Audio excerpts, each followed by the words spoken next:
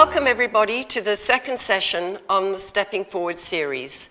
In this session we're going to be looking at types of communication that are not helpful, but also types of communication that do work when dealing with someone who has an alcohol and other drug problem. Following that, we'll be looking at the essentials and effective communication skills that you could start to use at home. When you're talking to the person who is using substances, can you think about what usually happens?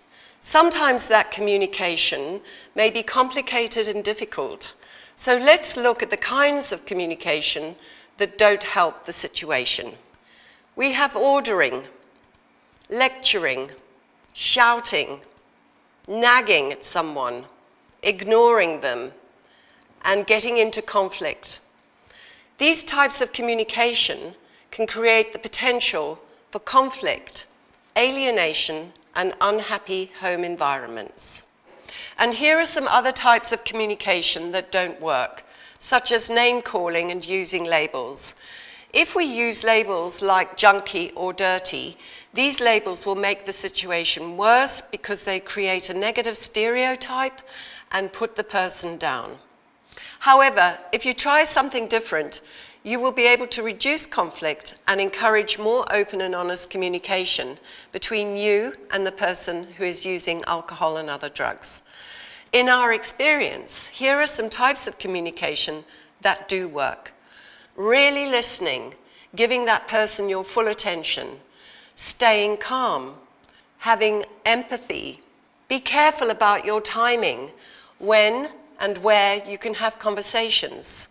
Not being judgmental, being careful about your opinions, and also summarizing what they say and how they feel. This can be a really useful skill because it shows and demonstrates to someone that you are really hearing them. Listening is a really important skill, as I've just said. It is one that is usually difficult to do and very underused. So when you are not listening, you are generally exhibiting these kinds of behavior. Wanting to have your say and opinion. Waiting for a gap to jump right into the conversation. Talking over someone or taking over the conversation. Being distracted, not giving your attention. Hijacking the conversation. Maybe changing topics. And negative body language, closed body language. In particular, the language we use can be very powerful, so language really matters. At Family Drug Support, we are aware that families experience a lot of shame and stigma, and this is often brought about because of the labels and cliches that we use, which place the substance user into negative stereotypes. Where possible, we try not to use stigmatizing labels or unhelpful cliches. And instead of using the label or the cliche, it's much better to simply try and describe what we mean. So we're going to now go through a few examples of some words that you might be familiar with. But I would like you to think about the following. Would the terms and concepts be useful when supporting a family member? And what would your alcohol and other drug-dependent family members' reaction be to these particular words? So the first word is addict, and other words you might hear are junkie or druggie. Instead of using these words, use the words someone who is dependent or a person who is using. The next word is rock bottom. Rock bottom is a common term used by both families and people around them. However, the concept of rock bottom is illogical. Rock bottom might be in jail. It might be in hospital. You might have lost all your friends and family. And the good thing is that many people come out of drug use without ever getting to a so-called rock bottom. Tragically, though, for some people, rock bottom is a place they cannot return from because of an overdose death.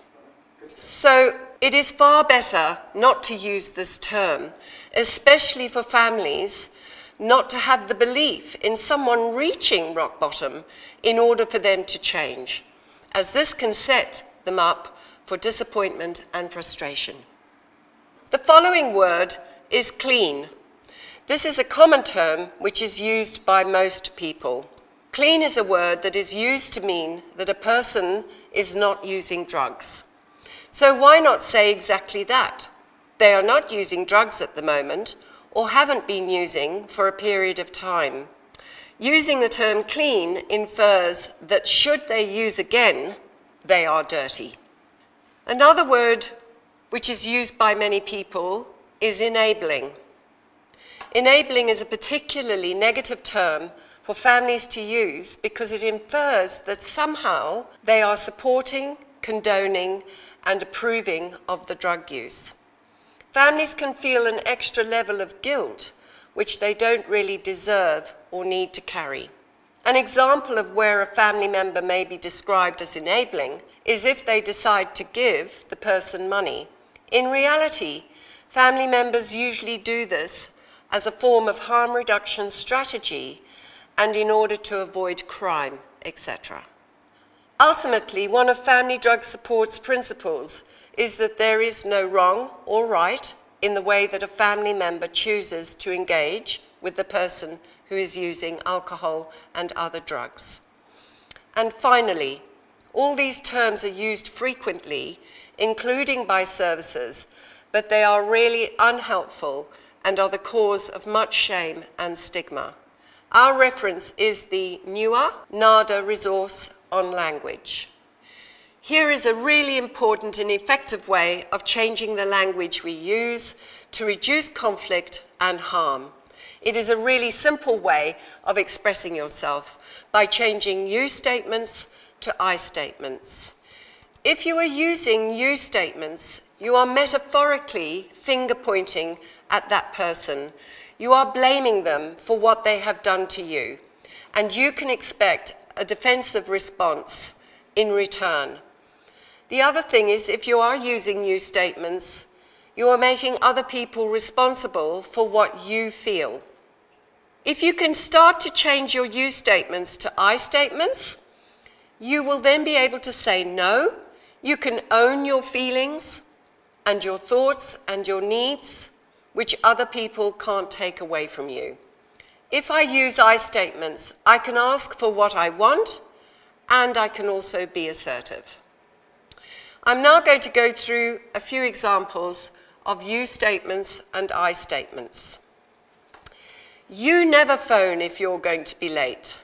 I would rather you contacted me if you're going to be late. When you speak to me like that, you make me angry. I feel angry when you speak to me like that. And lastly, you make me angry when you demand money. I will give you money when I feel it's appropriate. Another way to help improve communication between you and the person who is using alcohol and other drugs is to listen for cues and be aware of timing. Sometimes their communication may not be clear or direct. So it's really important to understand that you can't have a conversation with someone who's coming down from drugs or who is high on drugs, because that is a potential for conflict and confusion. So ask yourself, is now the right time to have that conversation, or is it better later on? And an example of that is, as you're setting off to work, your daughter says, "Mum, I think I need to do something about my drug use." So sometimes you just have to drop everything and seize the moment. When verbal communication fails, you have other options. You can text, email, or write a letter.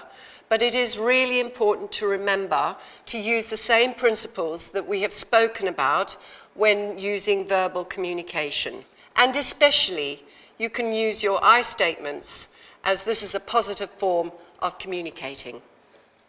In the family unit, sometimes people can find themselves caught up in certain patterns of communication, such as triangles. An example of how a Cartman triangle pattern may happen in a family is when the mother and son are in the kitchen and the son starts to ask the mother for money, demand money. The father may step in to rescue the mother. He then becomes the rescuer, the mother is the victim, and the son is the persecutor. The father might then turn around and take a hardline approach with the son. This makes the father the persecutor, the son the victim, and the mother steps in to rescue the son.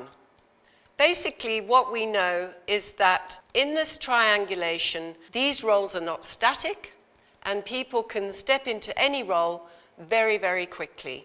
But generally, triangles create conflict, winners and losers, and a lot of uncertainty. The key solution here is to keep the communication as open and honest as possible, and wherever you can, communicate from one person to another without the intervention of a third person. We hope you have found this session on effective communication helpful.